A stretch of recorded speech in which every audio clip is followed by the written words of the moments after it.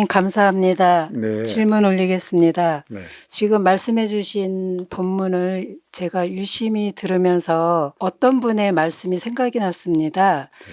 어떤 작가분이 나이가 70이라는 나이를 넘고 보니 자신의 삶의 정체성은 사랑이라는 것을 알게 되었다고 했습니다. 그 사랑을 많은 인연들에게 공유하고 나누고 싶어지는 나이가 되었는데 낭만이 있는 그 깊은 사랑, 그런 것이 기계식의 세대로 끝나는 것이 아닐까 하는 생각이 든다고 했습니다. 어떻게 해석을 해야 할까요? 예, 문제 심각합니다. 낭만이 있는 사랑은 기계식뿐만 아니라 마지막 낭만을 아는 세대가 아날로그라고 그랬어요. 아날로그가 막차고 이 아날로그 세대에서 낭만의 사랑이 끝날 줄도 몰라요. 우리 민지 세대, 이 세대는 신인류라 할 수가 있어요. 진정한 신인류. 이 신인류를 탄생시키기 위해 우리 1세대 기계식 세대는 뼈를 가다 육색 물질 문명을 이루어왔어요. 이 땅에 육색량을 쌓았습니다.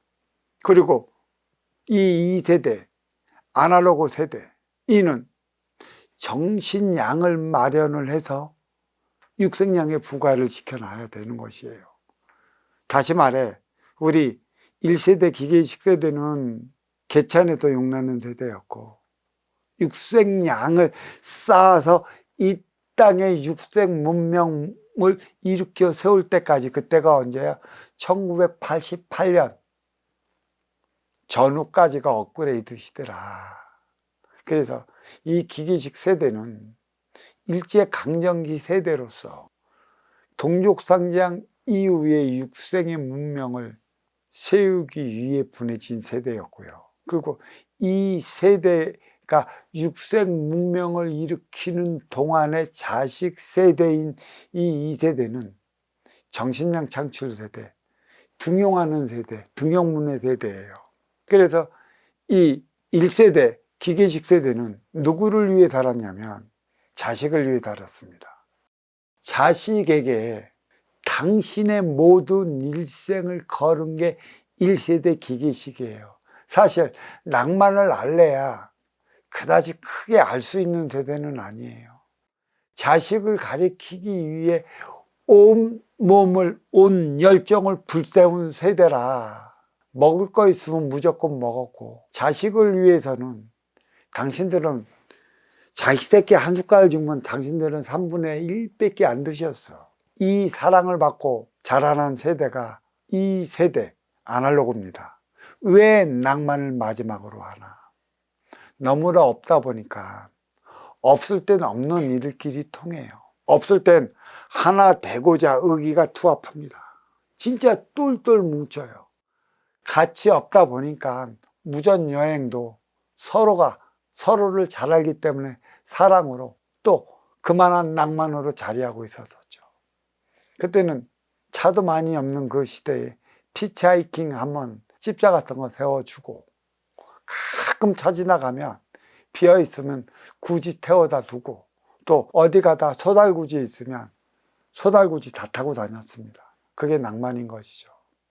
유일하게. 왜 그러면 이 아날로그 세대에게 이러한 낭만이 있었냐? 우리가 구현하는 세대가 낭만의 세대예요. 육생살이 인간으로 태어나 인생살이 사람으로 승화되어 사람들과 사람답게 살아가기 위한 게 정신량을 창출해야 하는 이 세대 아날로그들에게 있기 때문에 이들에게 낭만을 부여해 준 것이죠. 민지 세대의 낭만은 낭만이 아니에요. 이 아날로그 세대들이 어디가 여행을 가잖아요. 완행열차 타고 10시간, 12시간 가요. 완행열차 그 안에 지리한 역마다 쓰는 그 지리한 역 10시간 동안에 친구도 많이 사깁니다. 전화번호도 없는데 주소를 적어달래. 편지왕 나가겠다고. 참, 내가 이러한 행위를 언제까지 했냐면, 내가 군대 가고 그 보충대 있을 때 보충대 2박 3일 있으면서 또 정들었다고 서로 그 주소도 주고받고 그랬어. 핸드폰이 어딨어 그때. 편지는 뭐 거의 안 하지. 이러한 게 있었습니다. 여행하는 과정 속에 소통을 배웠어요. 같이 즐겁게.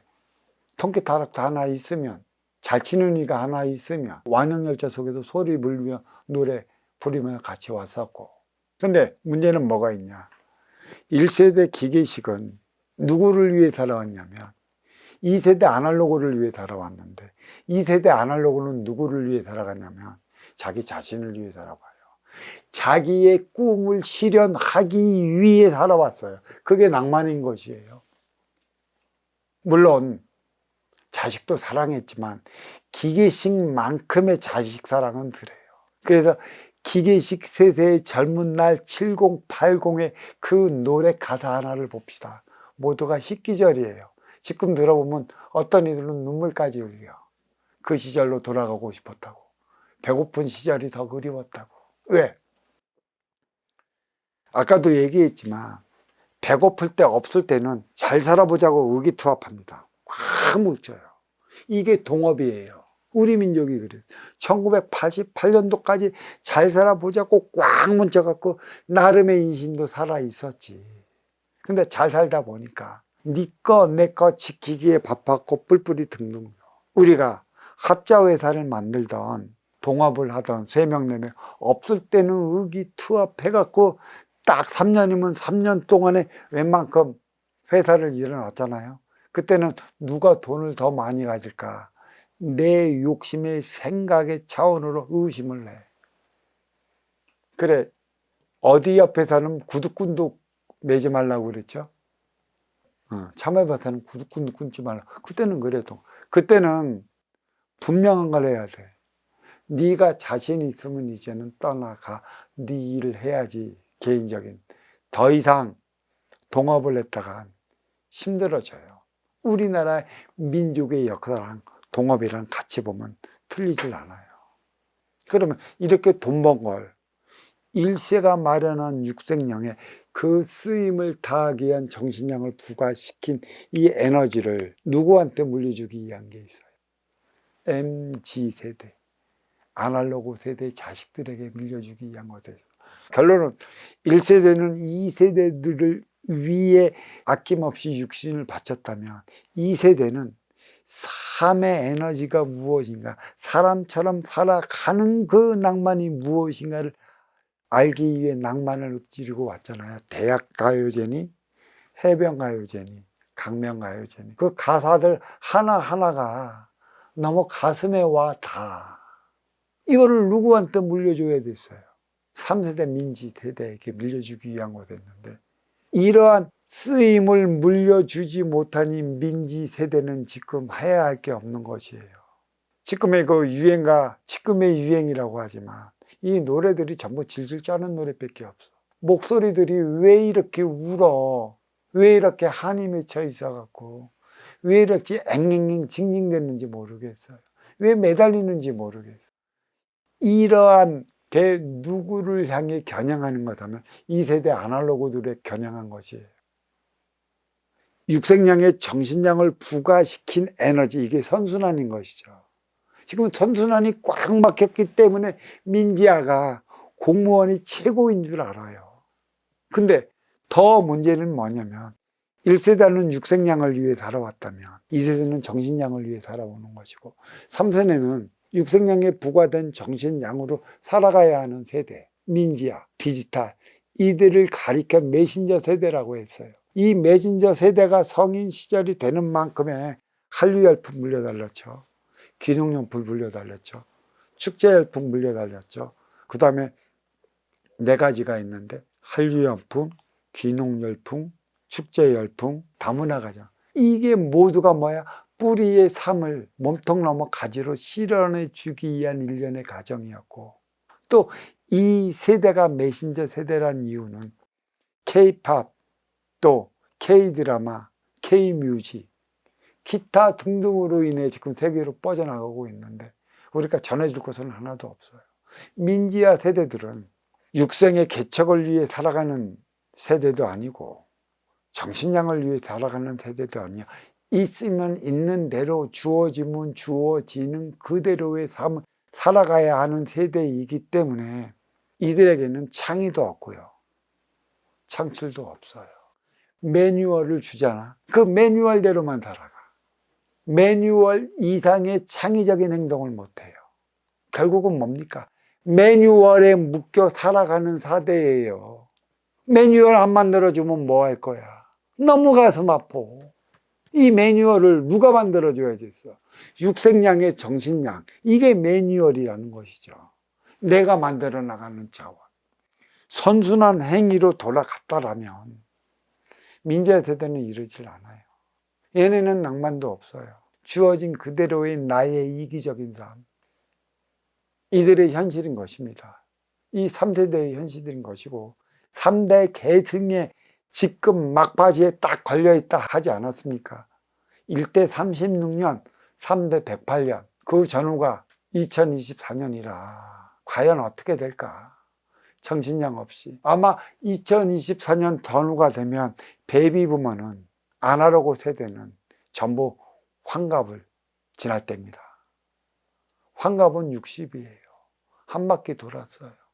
진정한 60의 그 열매의 창고는 육색량이 아닌 내가 가지고 있는 육색량을 먼저 주고 후에 받는 선순환 행위를 시키기 위한 게 있어요.